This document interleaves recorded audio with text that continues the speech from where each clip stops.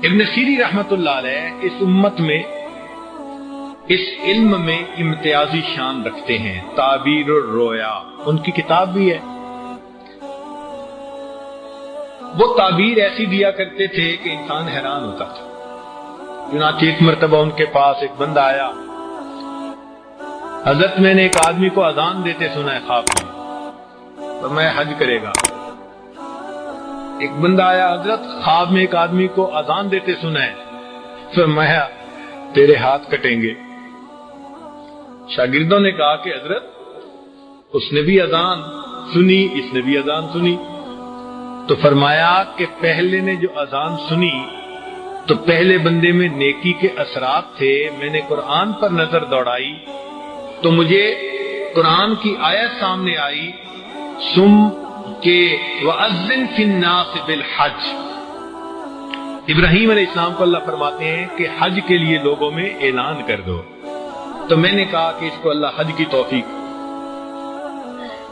دوسرے بندے نے جو اذان دیتے دیکھا تو میں نے اس کے حال پر نظر کی تو وہ بے عمل تھا، تو قرآن کی آیت سامنے آئی، ثم اذن مؤذن ایتھا العیر انکم لسارقون، تو میں نے کہا تمہارے ہاتھ کٹے۔ ایک بندہ آیا، حضرت خواب میں آگ دیکھی، فرمایا مال ملے گا۔ دوسرے نے کہا حضرت خواب میں آگ دیکھی، فرمایا پریشانی آئے گی، ذلت ملے گی۔ شاگردوں نے پوچھا کہ یہ کیا مسئلہ؟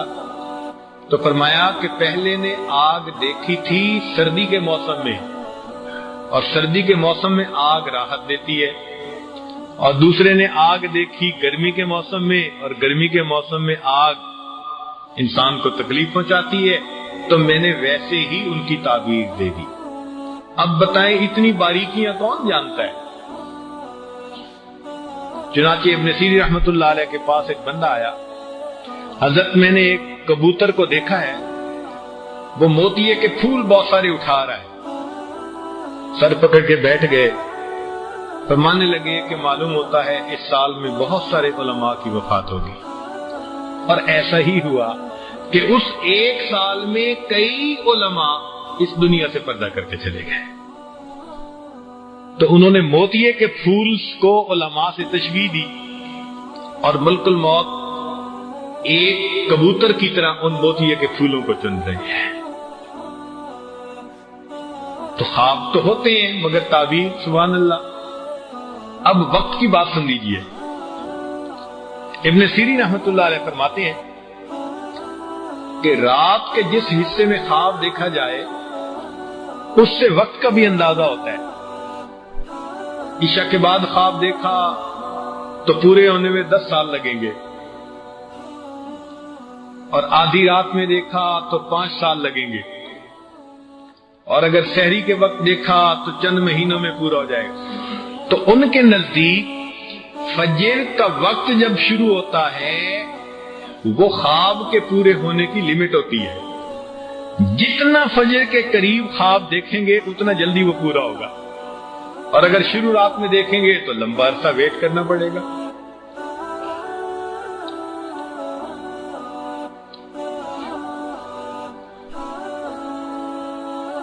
فرماتے ہیں کہ اگر کوئی آدمی خواب میں اللہ رب العزت کو بے مثل بے مثال دیکھے تو اس خواب سے بڑھ کر بابرکت خواب اور کوئی نہیں ہوتا۔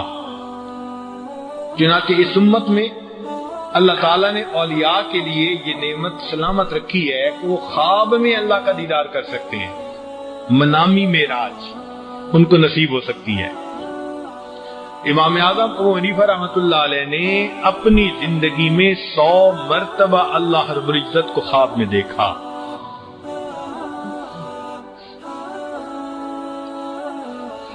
اگر کوئی شخص حضرت جبریل علیہ السلام کو خواب میں دیکھے خوش طبع اور خندہ پیشانی کے ساتھ تو اس کی تعبیر ہوگی کہ وہ اپنے دشمنوں کے اوپر کامیاب اور فتح یاب ہوگا، اور اگر جبریل علیہ السلام کو دیکھا اور پریشان حالت میں دیکھا تو تعبیر ہوگی کہ اس کو دشمنوں کے مقابلے میں ناکامی ہوگی۔ خواب میں اسرائیل علیہ السلام کو آسمان پر دیکھا اور اپنے آپ کو زمین پر دیکھا تو یہ اس بات کی علامت کہ یہ بندہ اپنے مرتبے سے معزول ہو جائے گا۔ فرشتوں کو آپس میں لڑتے ہوئے دیکھا تو اس بات کی علامت کہ یہ شخص گناہوں کی وجہ سے عذاب الہی میں گرفتار ہوگا۔ خواب میں حضرت صدیق اکبر کو دیکھنا یہ خوشی اور راحت کی علامت ہے۔ خواب میں عمر فاروق لانو کو دیکھنا اس بات کی علامت ہے کہ دیکھنے والا انسان انصاف کی صفت سے متصف ہوگا۔ خواب میں عثمان غنی لانو کو دیکھنا اس بات کی علامت کہ یہ انسان عبادت گزار پرہیزگار ہوگا۔ حضرت علی لانو کو خواب میں دیکھنا اس بات کی نشانی کہ دیکھنے والا انسان بہادر ہوگا، قبیلے کا سردار بنے گا۔ صحابہ کرام کو خواب میں دیکھنا اس بات کی علامت کہ یہ انسان دین کا کام کرنے والا اور دین کے راستے پہ چلنے والا ہوگا۔ سیدنا حسن اور حسین لانو کو خواب میں دیکھنا اس بات کی علامت کہ یہ انسان خوب خیر اور راحت کو دیکھے گا، مگر اللہ اس کو شہادت کی موت عطا فرمائیں گے۔ جو شخص خواب میں جو کا آٹا دیکھے تو دین میں درستی کی علامت، گندم کا آٹا دیکھے تو مال تجارت میں نفع ملنے کی علامت، البتہ باجرے کا آٹا دیکھے تو نفع تھوڑا ہونے کی علامت ہے۔ اب مکئی کا آٹا تو لکھا ہوا نہیں،